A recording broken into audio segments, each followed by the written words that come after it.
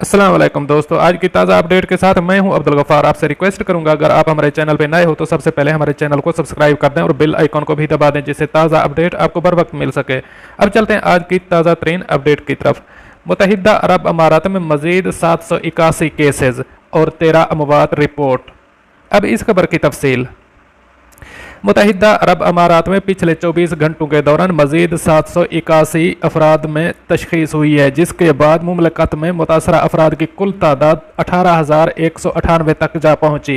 वजारत सेहत के मुताबिक पिछले 24 घंटों में 13 मरीज दम तोड़ गए हैं। इस तरह मुमलकत में मरने वालों की मजमूई गिनती 198 तक जा पहुंची है। मुमलकत में शफायाब होने वालों की गिनती 4,804 तक पहुंच गई है, जिसके बाद एक्टिव केसेस की तादाद 13,196 हो गई है। दूसरी जानब कुछ रोज़ कबल मुत्तहिदा अरब अमारात के सरबराह शेख खलीफा बिन जायद अल नहयान, दुबई के फरमारवा शेख मोहम्मद बिन राशिद अल मखतूम, अबू ज़बी के वली अहद शेख मोहम्मद बिन जायद अल नहयान ने अमारात में मुकीम तमाम मकामी और गैर मुल्की अफराद को खुशखबरी दी कि अमाराती तिबी मरकज़ में कामयाब इलाज का तजर्बा हो गया है। अबू ज़बी के स्टीम सेल सेंटर में डॉक्टरों और रिसर्चर्स की एक टीम ने स्टीम सेल के जरिए मर्ज को ख़त्म करने का तरीका दरियाफ्त किया है।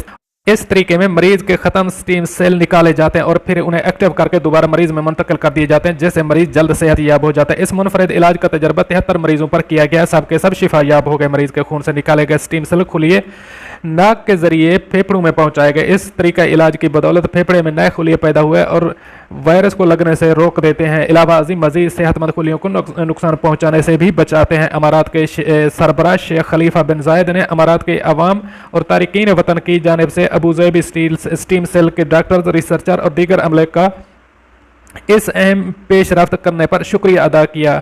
उनका कहना था कि इस तरीका इलाज से दुनिया भर में फैली वबा के खात्मे में बेपनाह मदद मिलेगी। दोस्तों, ये थी आज की ताज़ा तरीन अपडेट। अगली अपडेट के लिए फिर मिलते हैं, तब तक के लिए मुझे दीजिए इजाज़त। अल्लाह हाफ़िज़ नासिर।